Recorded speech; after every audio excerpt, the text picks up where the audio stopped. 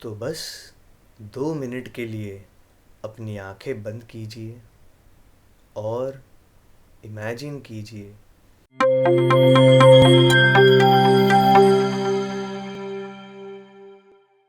Hello friends, मैं हूं आपका दोस्त सूत्रधार anchor Sushil Atre and welcome to my YouTube channel anchor Sushil अत्रे।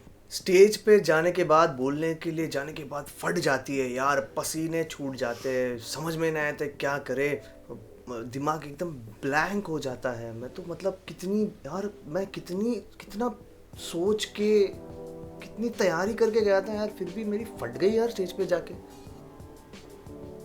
ऐसा कभी होता है ऑडियंस के सामने आपका कॉन्फिडेंस गायब हो जाता है कभी? यस होता है। तो उसको कैसे हासिल करें, आज के वीडियो में हम इसी बारे में बात करेंगे। तो चलिए आगे बढ़ते हैं। Subscribe now and press the bell icon. Never miss an update. तो मुझे भरोसा है कि आपने पिछला जो एक्सरसाइज था वो पूरा किया है। आपने आईने के सामने बैठ के या फिर कैमरे में देख के खुद के सामने बात कर ली है। तो अगर वो आपने किया है तो आप खुद से कंफर्टेबल हो गए हो। अभी क्या करना है, अभी आगे बढ़ना है और लोगों के सामने बात करनी है। You have to give speech in front of public. लेकिन धीरे धीरे जाएंगे वहाँ पे, डरना नहीं है। लेकिन उसके पहले मुझे एक बात बताओ कि आप में से कितने लोगों को तैरना आता है? नहीं आता तो ज़रूर सीखना चाहिए। और मैं आपको एक बात बताता हूँ कि हर एक इंसान की जो कहानी होती है कि वो तैरना कैसे सीखा, वो बड़ी इंटरेस्टिंग होती है। ऐसी मेरी भी एक कहानी है।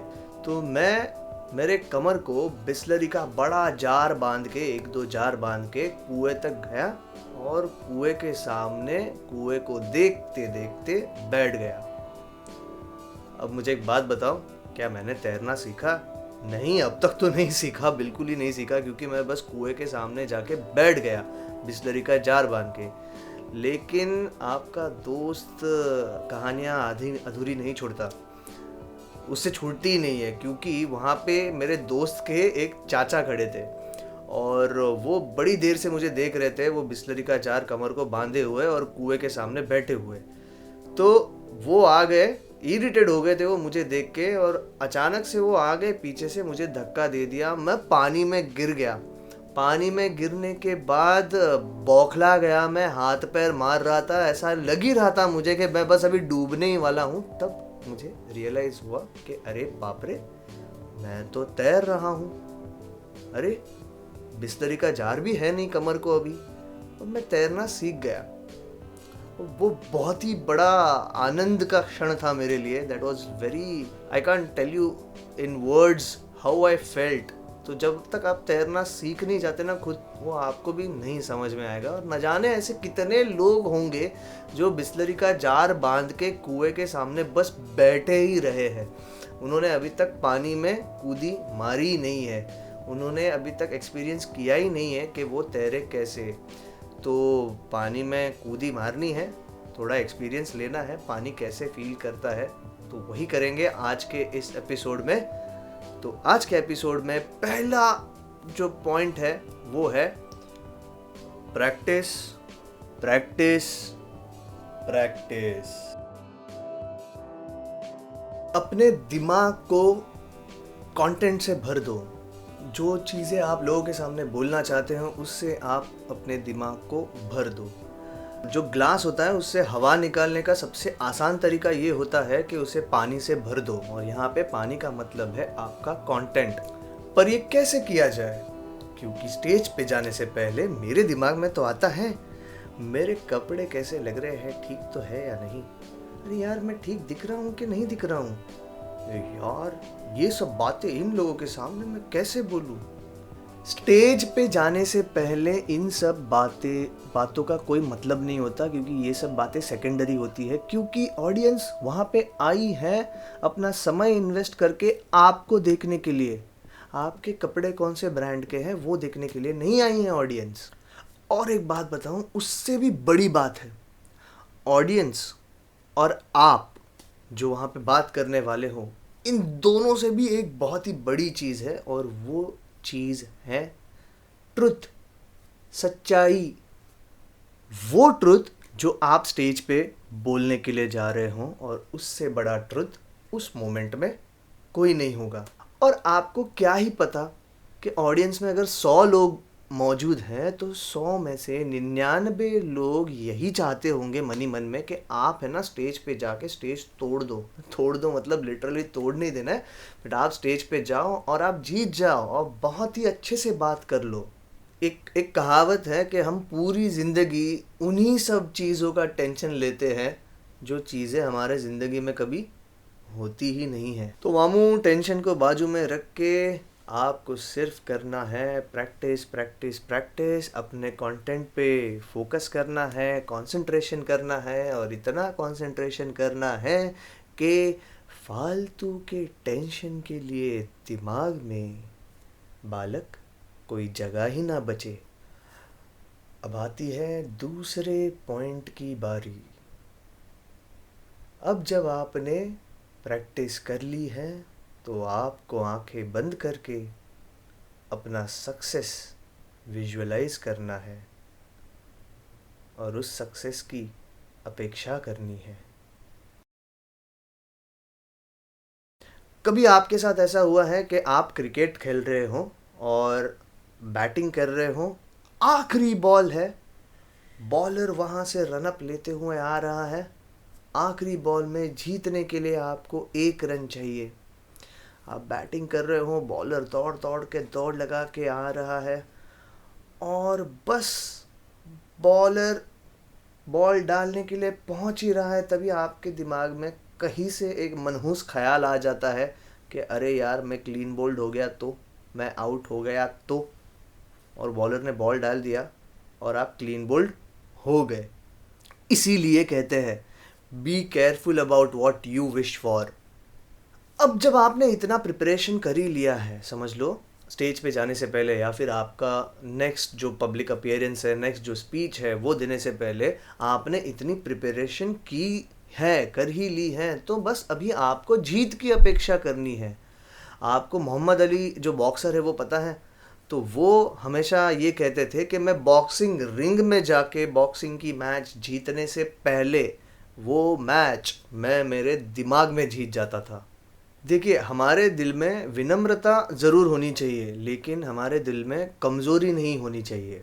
ये सारे लोग ना मुझसे बड़े हैं, अरे यार ये मैं इन सारे लोगों के सामने कैसे बात करूं? नहीं, मुझे तो लगता है ना शायद मेरी हैसियत ही नहीं है इन सब बड़े लोगों के सामने ये सब बातें रखने की। देखिए, ये जो सारे विचार है ना वो बेकार के हैं। जैसे आपको 2 आँखें हैं, आपको एक मुंह है, 2 कान हैं, एक नाक है और एक दिमाग है, वैसे ही उनको भी है। जैसे आप एक इंसान हो वैसे ही वो भी एक इंसान है। ऑडियंस को या फिर किसी को भी सद्भाव से आदर देना ये विनम्रता है, लेकिन उनके सामने खुद को कम समझना ये कमज़ोरी है। और आपने तो इतनी अगर प्रैक्टिस की है, इतना प्रिपरेशन किया है, तो ये सब फालतू की बेकार की बातें हैं, ये सब साइड में रख दीजिए, ये सब छोड़ दो और आप बस अपनी जीत पे ध्यान दो। तो बस 2 मिनट के लिए अपनी आंखें बंद कीजिए और इमेजिन कीजिए कि आपने बहुत बढ़िया प्रेजेंटेशन दिया है, आपने अपनी ऑडियंस पे मास्टरी हासिल की है। शांत हो जाइए, आत्मविश्वास रखिए। ये 2 चीज़ें अगर आप रखते हो तो आपकी ऑडियंस आपको नुकसान बिल्कुल नहीं पहुंचाएगी। और एक बात बताता हूं मैं आपको, अपनी बातें, अपने विचार ऑडियंस के सामने रखना, ऑडियंस ने आपकी बातें मानना, आपके विचारों को ऑडियंस ने अनुभव करना, ये अपने आप में आनंद देने वाली एक बहुत ही बढ़िया चीज़ होती है। और ये चीज़ आपको अगर एक्सपीरियंस करने मिल रही है तो फिर टेंशन किस चीज़ का लेना है।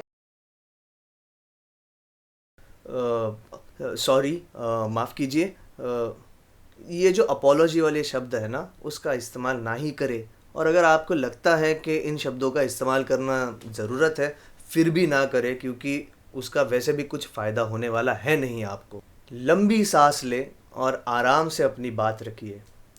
ऐसे समझ लो कि आप अपने दोस्त के साथ ही बात कर रहे हो, बस प्रॉब्लम ये हो गया ना कि आपके दोस्त की जो साइज़ है वो समझ लो 10 गुना, 100 गुना या 1000 गुना बढ़ गई है।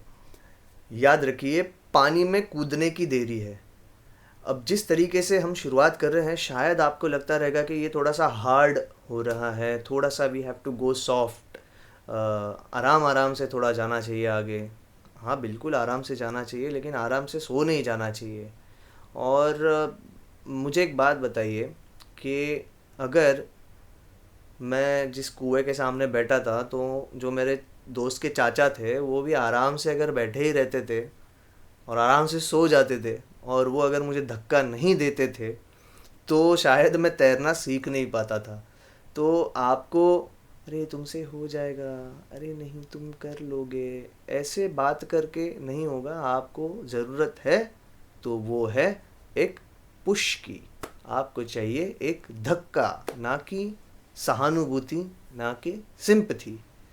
तो चलो अब मैं आ गया हूँ आपको धक्का मारने, और इस धक्के के साथ आप जा गिरते हो एक्सरसाइज नंबर 2 पे। आपने अपनी ज़िंदगी में कोई भी एक चीज़ जो सीखी और वो सीख के आपको परमानंद मिल गया, आपको बहुत ही खुशी हो गई, ऐसी एक तो चीज़ होगी। जैसे हो सकता है साइकिल चलाना, या फिर स्विमिंग करना, या फिर कोई डांस। तो वो चीज़ आपने कैसे सीखी, इसकी कहानी आपको एक पेपर पे लिखनी है। कहानी लिखने के बाद उस कहानी के कुछ पॉइंटर्स होंगे, वो पॉइंटर्स आपको लिख लेने हैं। उदाहरण के तौर पर, जैसे मैंने स्विमिंग सीखी तो मेरे पॉइंटर्स होंगे, मुझे स्विमिंग आती नहीं थी, मैं मेरे दोस्त के साथ एक कुएं के सामने बैठा था, मैं कुएं में कूदने के लिए बहुत डर रहा था, so on and so fourth. ऐसे मेरी कहानी के पॉइंटर्स हो सकते हैं। पॉइंटर्स लिखने के बाद वो पॉइंटर्स का पेज अपने हाथ पे रखना है, जो कहानी आपने लिखी है वो बाजू में रखनी है, पॉइंटर्स का पेज हाथ में रखना है, और एक एक पॉइंटर को देख के पूरी कहानी याद करने की कोशिश करनी है। याद रखिए, word by word by heart नहीं करना है। ऐसा समझ लो कि आप 4-5 दोस्त मिल के बैठे हो और आप दोस्तों को कोई किस्सा सुनाते हो ना, तो वैसे आपको किस्सा सुनाना है दोस्त को। अब ये पॉइंटर्स देख के प्रैक्टिस करने के बाद आपको 4-5 लोगों को इकट्ठा करना है, या तो वो आपके फैमिली मेम्बर्स हो सकते हैं या फिर आपके दोस्त हो सकते हैं, और उनको आपको सामने बिठाना है और उनको ये जो आपने किस्सा लिखा है वो किस्सा सुनाना है। किस्सा सुनाने के बाद आपको क्या रिएक्शंस आए, क्या फीडबैक आए, ये आपको खुद ही एनालाइज करना है। And you are the best critic for yourself. आप ही अपने बारे में, खुद के बारे में सबसे ज़्यादा अच्छे से जान सकते हो, और ये सारी चीज़ें आप मुझे कमेंट सेक्शन में भी बता सकते हो। आई होप आपको आज का वीडियो अच्छा लगा और हेल्पफुल भी लगा, और अगर अच्छा लगा है तो प्लीज़ वीडियो को लाइक कर देना, और अगर आपने मेरा चैनल सब्सक्राइब नहीं किया है तो please hit the subscribe button and the bell icon also, so that you will get the very first notification whenever I upload any video. मेरा नाम है सुशील, और इस बार मैं आपको कह रहा हूँ दशविदानिया।